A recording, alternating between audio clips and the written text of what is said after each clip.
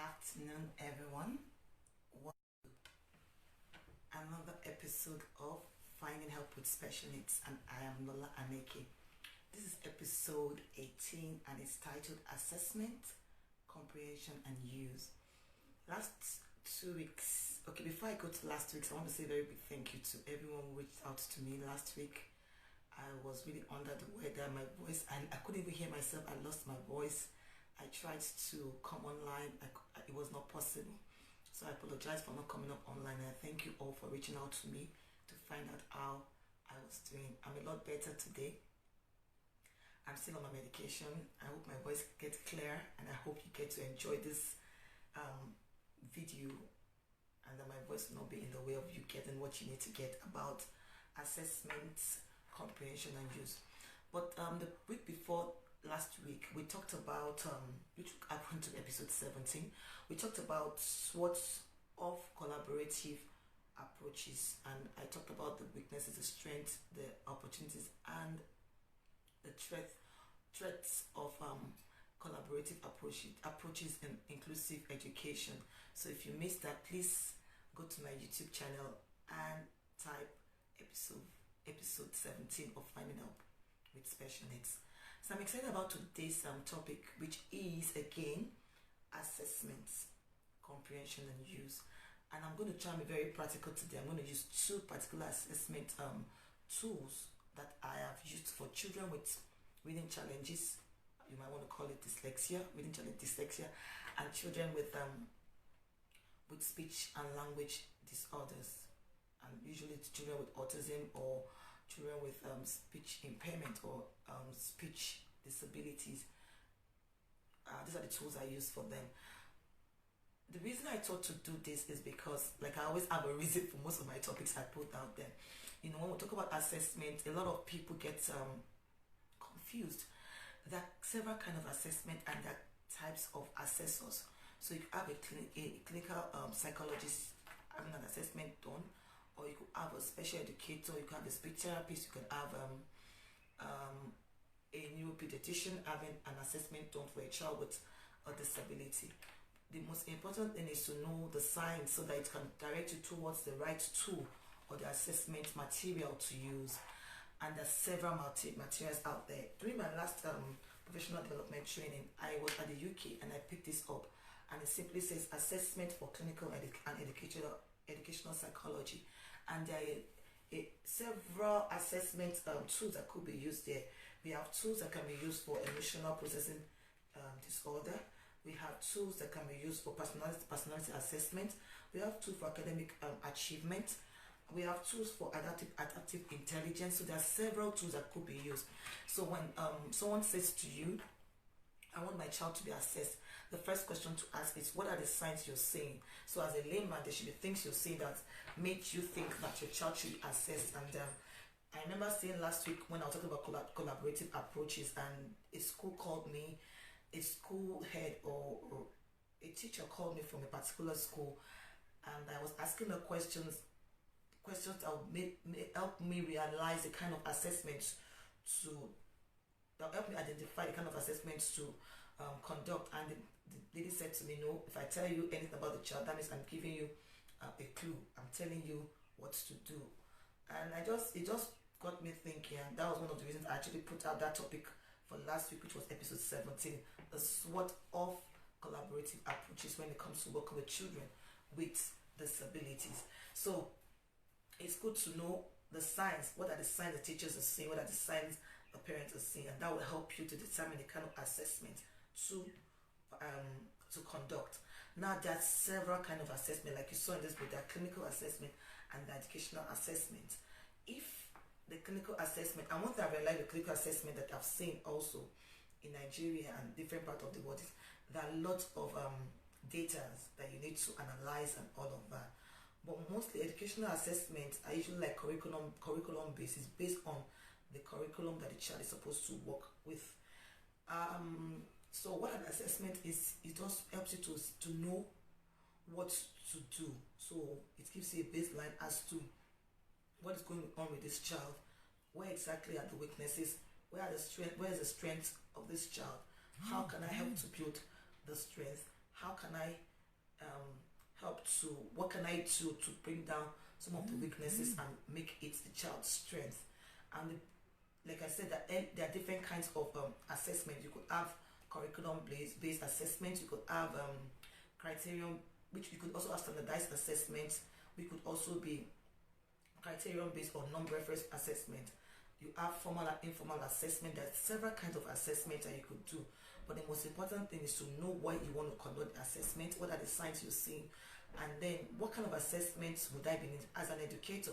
Most of the assessments I carry out are usually curriculum based assessment, an assessment that will help me understand the various aspects to look out for of the child's weaknesses, and then it helps me to also know how to provide intervention for that child in that particular area. So today I thought to look at two kind of assessment that I'm always conduct for most of the children I meet, particularly children with reading challenges. And this one that I have here, this one I have here, I just did a photocopy of it so I can explain what it does and what it is all about. I also have another one which is a VB map. This is very known. I mean, it's called the Language and Social Skill Assessment Program. So this is, for me, I love this one too, and it's actually for children with autism or other developmental disabilities. And what it does is that it looks at different aspects of language and social skills and other academic skills.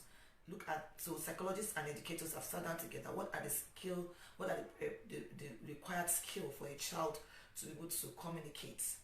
And then they look at the different aspects, and then they score it in a particular way.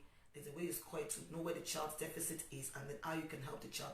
You come up with goals, you set up the child's goals and the individualized education plan, and then you begin to follow the plan based on the child's weaknesses to see how you can move the child to the next level.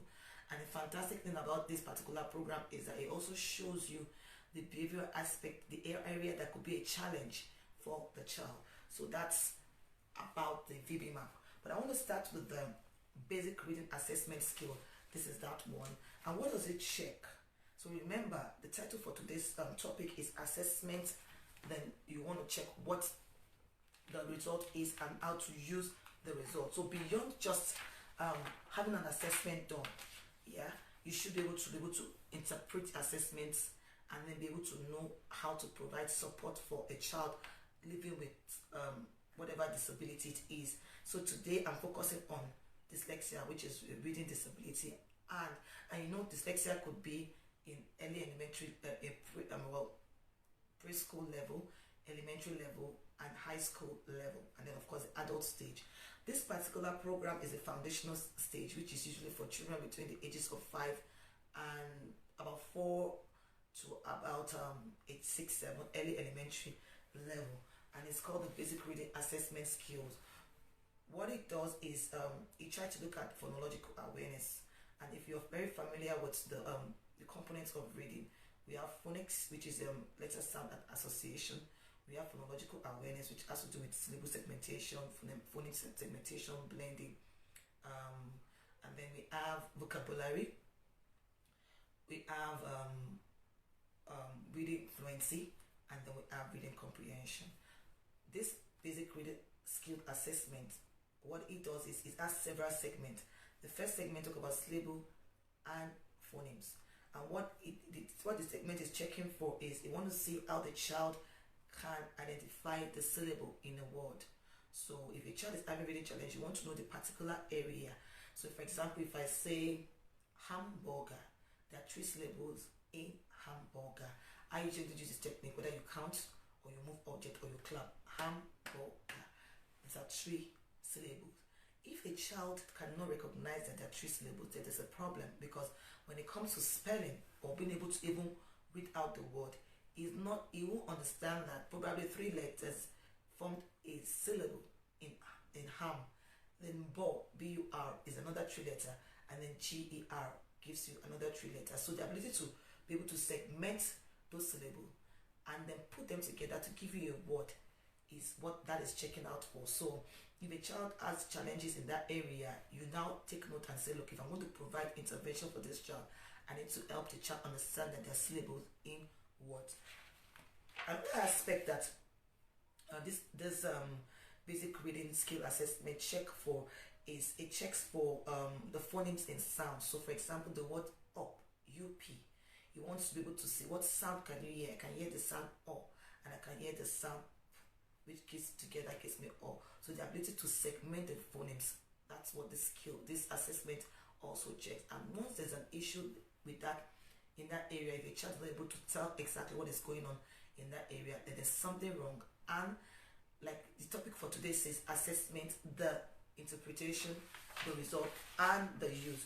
So once you know what the comprehension of what the result is, then you know how to use it to help the child. So beyond just saying I want to get an assessment done, the question is now what kind of assessment do I want to get done? Is it a psychological assessment or an educational assessment? And I also want you to know today that there are some assessments that an educational person, an educational expert could conduct, and there are some assessments that are strictly for just psychologists. But the good thing about the educational aspect is that, which is most time why parents actually say I want an assessment done, they want their children to be able to go to school, to be able to partake in academic work, to be able to read and write, to be able to do numeracy, mathematics, and all of that. So most times an educational assessment is always good, as good as a psychological assessment, because psychological assessment check other factors just like IQ. Like I just read out some of the psychological assessment here, the behavioral aspect, the intelligence, for example, the autism spectrum rating scale helps you to find out the area. Is it a social area? Is it communication area? So there are several areas that you can find out what the psychological area of aspect of the assessment will be able to find out. Then the educational assessment will be able to put you through the particular area that a child is struggling with, and then most importantly, how to go about solving the problem, how to go to provide intervention. That's why I said to use the basic reading assessment, reading skill assessment to check. And it's not a standardized assessment, it's more of a curriculum based assessment, and I love it because it's very practical. It looks at the areas of the different aspects of reading, and then helps you to identify, to diagnose the particular aspect that the child is having challenges with. And same thing that I love the VB map for also, the verbal behavior milestone placement assessment, verbal behavior milestone assessment and placement program. It's I like this in particular because it touches different aspects, and not just the educational aspect, talk about the communication aspect, the social aspect of the child. It shows you where the weaknesses is, and it gives you ideas on how to and what to do. And there's several other programs you can actually match with it to help you find out exactly what is going on with the child and provide support, because the whole essence of the assessment is for you to be able to know what the challenge is and what I can do to help the child to move to the next level. So I go back to the basic reading assessment, basic reading skill assessment. I've already told you what the first segment does. It checks the syllable, the ability for the child to be able to segment syllables in word. And I give an example of hamburger. Hamburger has 3 syllables. So if the child is able to break those syllables into 3 parts, then it's easier for the child to pick the 2 or 3 letters in the first syllable and then blend it into a word, and then another 3 letters into another word, and another 3 letters into another word. Sometimes it's 2 consonant, vowel, consonants, or vowel and consonants to give you a word. It might even not be a standard word, it could be a nonsense word, but the ability to put that together, that the child can spell or read 3-4 syllable words. So that's what that basic reading skill assessment checks. So another thing that it checks is also the ability for the child to be able to segment phoneme in words. That's the second thing it checks. So I give, for example, up. I give an example of up, up, which is up. There are 2 sounds. So if a child is not able to know that the sounds in this the word up is U and P, for the child to be able to encode it, to be able to spell it, and then if he's not able to decode it, to say, look, UP gives me up, then it's going to be a challenge for the child to be able to read fluently and also be able to comprehend what he or she is reading. So that's why I really like this particular assessment. Also, what it does is also it tries to delete, when we talk about languages, when we talk about English language, there's something we call the roots of words. Sometimes we have the Greek word, the Greek the Latin origin word, and then sometimes we have what have prefixes and suffixes. There's a word for that in English, and it's skipped my mind right now, but it's I can't remember. But you know, when you have a word like enlightenment, light is a root word, ment is a suffix, and then n is en will be the prefix. So if a child is not able to segment those words, then there will be a problem. So for example, the easy one I use, we could say for the syllable segmentation in the word, if I say the word popcorn, popcorn has two words in it, pop and corn. So if I say, okay, if I take away the word pop, what will remain? And the child does not know the beginning syllable or the ending syllable or the middle syllable in a word, then there's going to be a problem. And that's what the basic reading skill assessment checks for.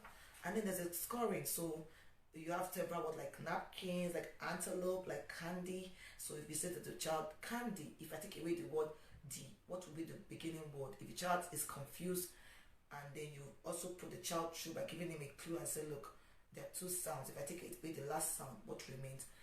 And if you give such help and the child is still not getting it, then there's an issue, and which means that that's where you should be able to plan your intervention towards, you know. And of course, letter sound and association, the ability for the child to be able to know A give the sound A, B give the sound P, C give the sound K, and then D give the sound D, and E give the sound A. And of course, we have long and short vowels A, I, O, U. We have the long vowels bear their name A, I, O, U, and sometimes Y. The short vowels A, E, O, and U, and Y, which is Y. So sometimes the children, when you're doing an assessment, you're showing the child the letters, and then you're asking what sound does this give. If the child is able to recognize automatically, then that's, you know that this is not where the problem is. If the child is not able to, or the child is trying to remember, then you know that there's a drill you need to carry out to be able to help that child to do better with that aspect.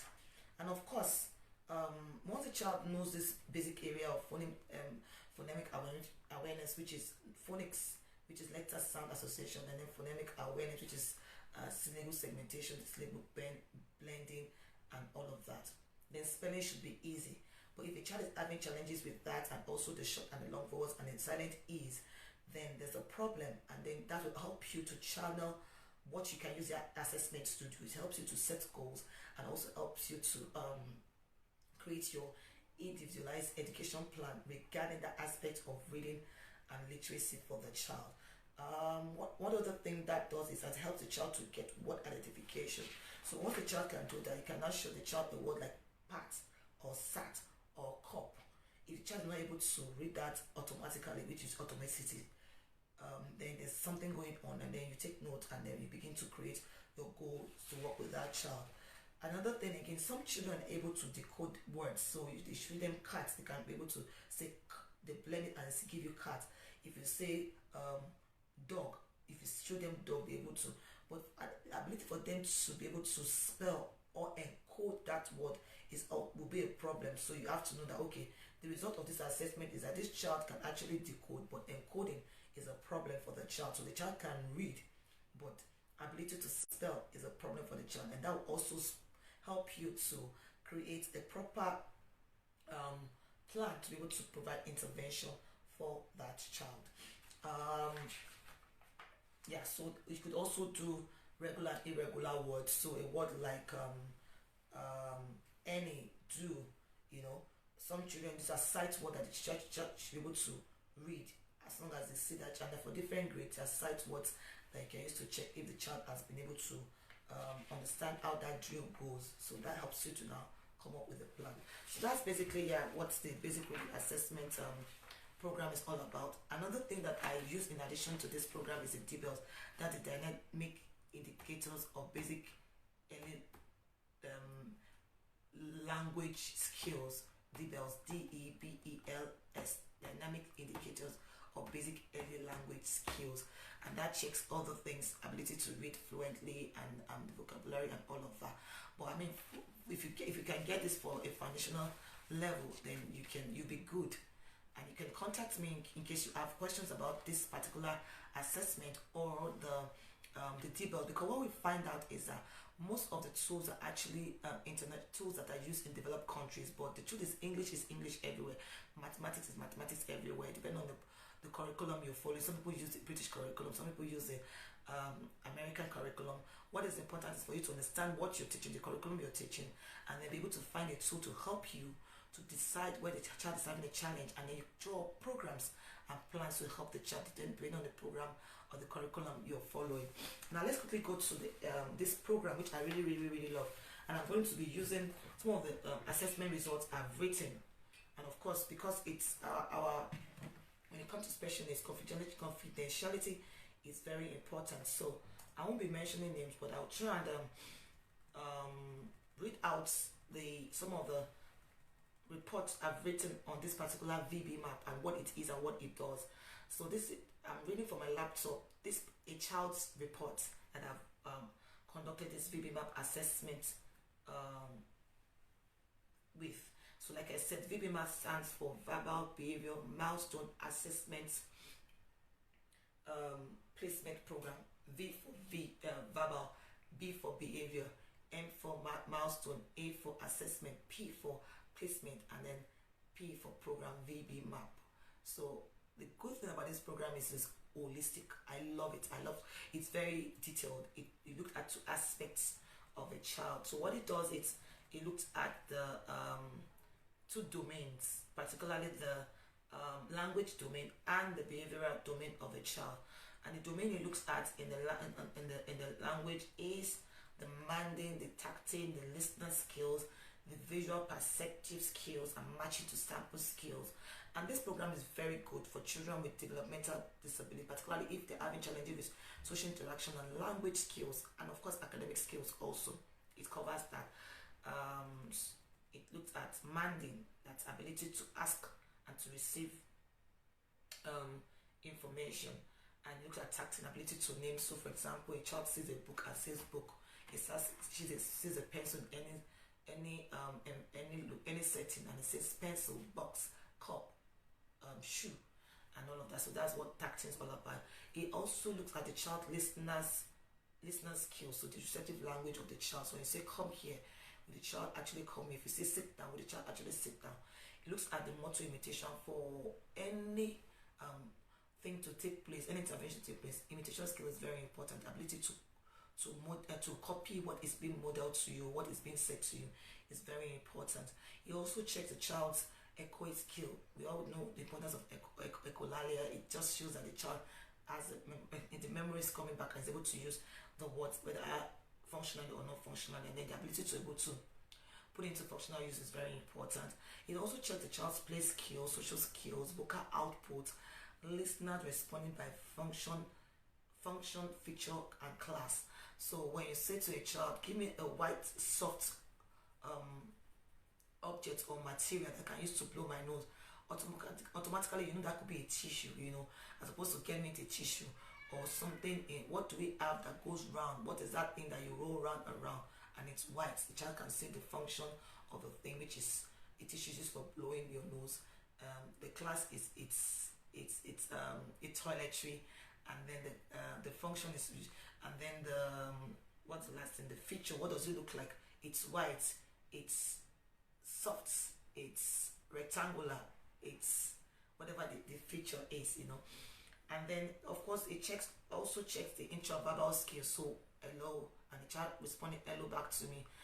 What is your name? My name is Lola. Or even if the child cannot speak, if you ask the child, show me the red box, the child can actually show you a red box. So that's also communication. That's intraverbal skills. Also help to check the group listener skill, the linguistic skills, and with the other area which I also love is the learning barrier, which is always the behavioral aspect. And then it scores all of that. There's a template for scoring, and then the program, the second part of the program, shows you where the weaknesses is, and it also helps you to develop a program and a plan for the child. What I like most about this program is the area that shows where the weaknesses could be for a child. So it helps you to check areas such as not compliant behavior. It helps you to check the child's ability to listen and not get distracted. It helps you to check I'm trying to get to where it is now. Negative behavior. It helps you to check what is hindering the child from manding. It helps you to check what is hindering the child from tacting. It checks what could be that is hindering the child from performing motor behavior. It helps you to check what is hindering the child from listening to you. It helps you to check why the child is guessing. It helps you to check if the child is prompt dependent. It helps you to check why the child is not able to generalize. It helps you to check why the child is not motivated.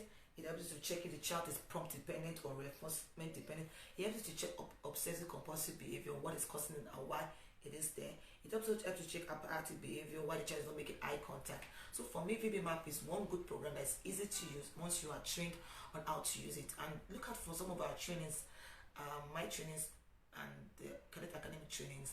And one of these days, we're going to put out trainings on how to use the VB-MAP, and then everyone gets to know how to use it, and it makes learning easy and the intervention easy for children with developmental delay, particularly speech, language and communication delay, and social interaction deficits delays. So once you've gotten that, you now begin to once you get a report on VB-MAP, like I was trying to explain what the report of the basic readings skill assessment does. It checks different aspects. We'll see that aspect of phonological awareness, we'll see the aspect of phonic segmentation, so phonic blending.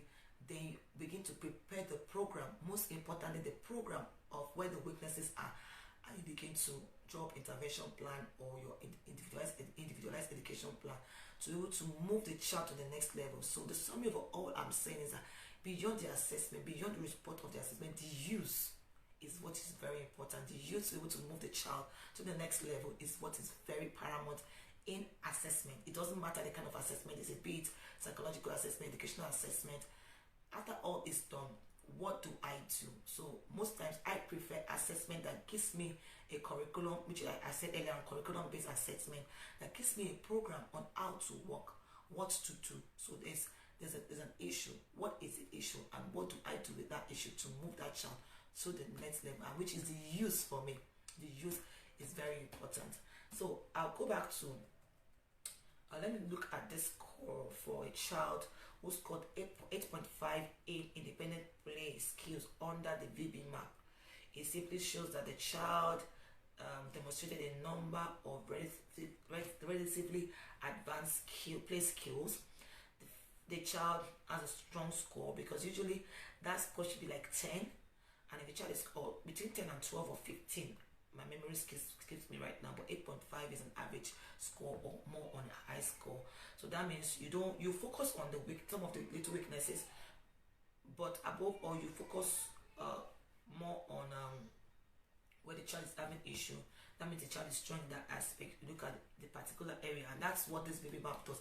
It tells you the particular area to focus on. So the focus is what is important. The score is not important. Yes, the child scored 8.5, but the child scored 4.0. It's not the issue. What do I do to move this child from 8.5 to the next level? And like I said, what this does also, what the VB-MAP does, which is very interesting, which I find very interesting, it helps you to check the barrier that is hindering the child from doing better in that program. So it helps you to check what particular area the child is having challenges with, and it helps you to move on, be it behavioral, be it step stimulation, be it echolalia, whatever it is, and it helps you to know what to do. So that's what the VB-MAP does. Another area that I might want to look at with the VB-MAP would be interverbal skills. So people will say to you, my child is talking, my child can talk, but he's not using it functional, which is what most of us want. So sometimes it could be that the child is prompt dependent. So that means in your the use of that program to provide intervention for that child, you have to try and remove the prompts. You try and remove prompts and see how the child can use this interverbal skill independently. Sometimes the child is able to have an interverbal interaction with another person or the child's age or an adult, but is not able to use it with other people. So that will be a generalization challenge. So the ability to also, the program helps you to see what is going on, and then you'll be able to know that, okay, I now need to take this child to different areas, different settings, so that the child can be able to generalize. So all in all, assessment is important, diagnosis is important, above all, the ability to use what you have to provide intervention or therapy or intervention or therapy for the child, to move the child to the next level, is what is most important, because the whole essence of all that we are doing is to move children with disabilities, be it reading disability, behavioral disorders, communication disorder, to that level where it's from a severe situation to a mild situation and to a moderate situation, because above all, we want to make them as independent as possible. So the program you use is very important, the assessment tool you use is very important, but the most important is that, what is that tool telling me to do with this child, and then how best will I be able to carry out that program and score the progress of this child. So the use for me is very important, and I would like you to also consider that when you see an assessment report, beyond what is going on with the child and the score of the child and the recommendation, what are the specific things I need to do in the area of mandate, if the child is having issue in the area of communication or speech delay, and if it's a reading challenge, what area is it? Phonics, is it phonemic awareness, is it syllable segmentation, is it vocabulary, and what are the specific things I need to watch out for? Sometimes you may not even have the specific things. You can actually look at the grade level of the child. What are the words this child should be doing right now? If you found the root of the problem, then you build up to where the child should be and move the child to that, the reading level that the child ought to be. So that's where I'm going to draw the curtain today on Finding Help with Special Needs. It is episode 18, and the title is Assessment, Comprehension and Use. And I used two assessment tools today as my case study, which is the basic reading skill assessment for children with dyslexia or reading challenges, and the VB-MAP, which is the verbal behavior milestone assessment placement program that helps to show you the specific weaknesses of a child with either autism, developmental delay, speech and language and social interaction skills, and then it gives you the specific things to do with the child and strategies to use, which is usually ABA cuts across different behavior management it's a behavior management program that cuts across different disciplines and different challenges, and the ability to put that together will be able to move that child to the next level. Remember, it's all about the child and what moves the child to the next level. So until I come your way next week again, I remain Nola Naked. Please don't forget to put down your questions and your comments in the comment section after this video, and have a blessed week. Bye bye.